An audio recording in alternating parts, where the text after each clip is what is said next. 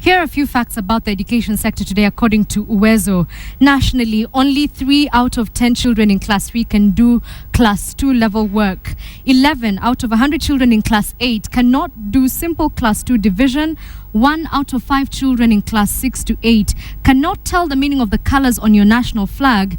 And boys seem to lag behind girls in learning competencies. Only in the northeastern region do girls seem to lag behind the boys. And finally, there are sharp inequalities which exist across the counties. And this is the subject of our discussion this afternoon. And I'm joined by Dr. Teresa Ocharo. Thank you so much for joining us. Thank you. All right. These are obviously worrying statistics, and it's not the first time that Uwezo is coming up with such information. What's the problem? It's like the government and all the stakeholders are focusing more on the input into education, not looking at what is the output. Once we have built classes, once we have employed more teachers, once we ensure that the enrollment has gone up, are we looking at what is the outcome? Are our children learning in class? But we're talking about, sorry to interrupt you, we're talking about right now, Professor Kaimenye being with the teachers, trying to figure out how they're going to make up for lost time. Is it possible right now to teach a class 8 child how to do class 2 work? Isn't it a little too late? It is late now to introduce a class 8 student into class 2 work.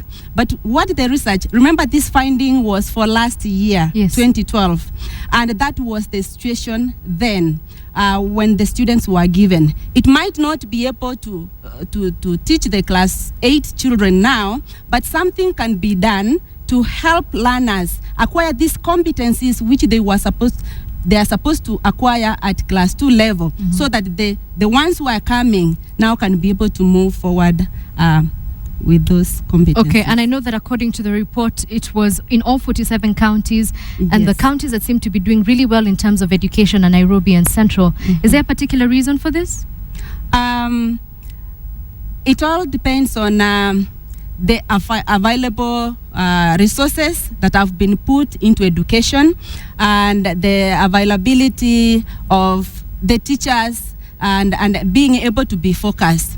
Majority of the counties that are not performing well are like in arid areas. Right. Yeah, arid areas have numerous challenges. Yeah, so because of that has brought that kind of disparity. And speaking of arid areas, that is where the boys seem to be doing well than the girls compared to other regions. Yes. I thought this was really interesting, given that a few years ago the girls seemed to be lagging behind. It is interesting because it also depends on the focus on the girl child in going to school and or being pulled out of school if they were to get the two were to get the chance to further their education, and the kind of activities maybe the girl child is involved in, that can also bring about the disparity in terms of performance. And finally, Dr. Teresa, we're looking forward and we're seeing the system of devolution coming into play. Do you think it's going to greatly affect the quality of education across the counties? In my view, with the devolution of government, we are likely to improve the education sector, because at the county level, now the county government will be able to look at the unique challenges that county is facing to come up with unique strategies to be able to help the children in that particular county to help uplift the education.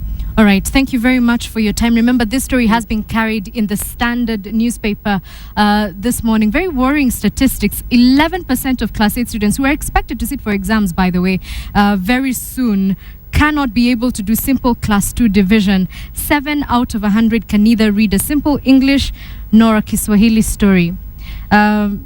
So that's our interview this afternoon. Do look at the Standard newspaper, which is also online for those details.